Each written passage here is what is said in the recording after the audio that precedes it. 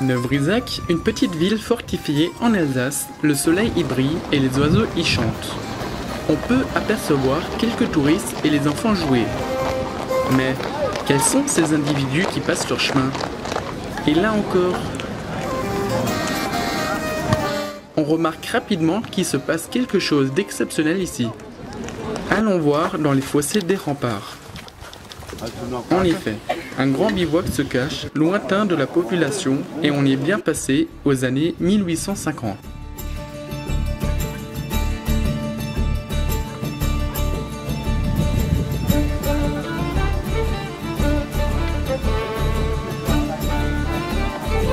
La tranquillité y règne, la journée vient de commencer. Les premiers soldats sont déjà prêts, d'autres le sont tout de suite.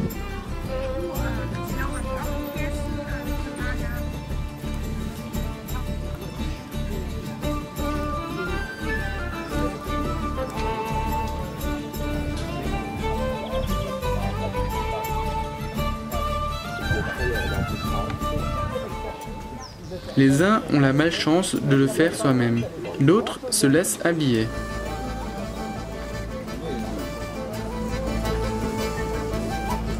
Chaque groupe militaire qui est son campement oblige d'avoir un garde par camp. On ne sait jamais qui est ami ou ennemi.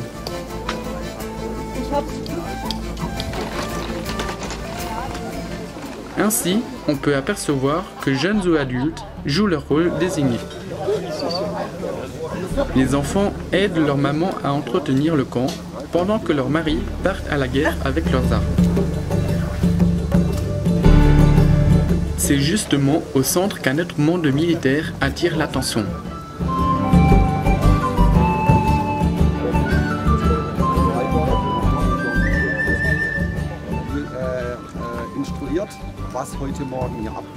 Un plan d'attaque est élaboré sur papier pour pouvoir récupérer leur trésor public. Pour cela, une cinquantaine d'hommes sera mobilisée, on le verra plus tard. C'est alors que les premiers chevaux de guerre arrivent et que les soldats se mettent en route.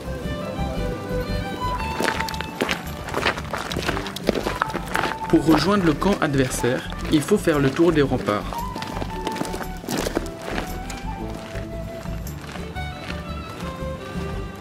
Une fois sur place, le jeu du chat et de la souris commence. Le but est de ne pas se faire attaquer, voire se faire emprisonner.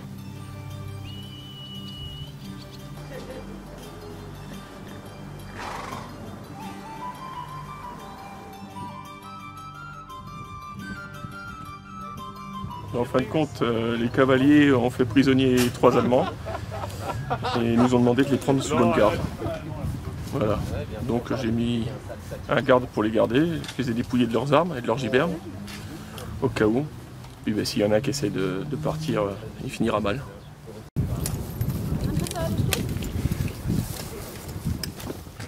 Pour continuer dans l'idée du jeu et de la guerre, presque tous les soldats s'affrontent face à face, dont le meilleur gagne.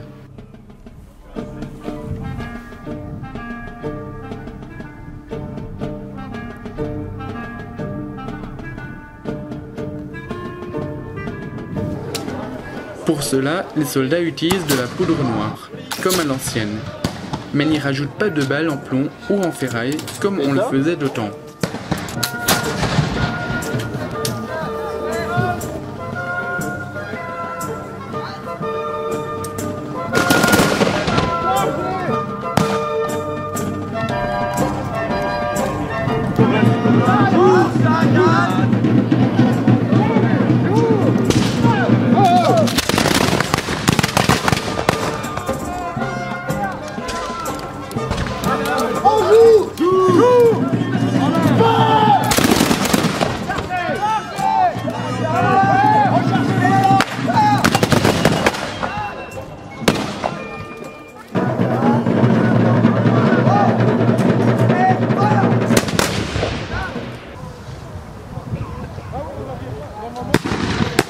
Une fois la bataille gagnée ou perdue, tout le monde se rend à nouveau dans le bivouac pour festoyer ensemble l'amitié et le bon jeu.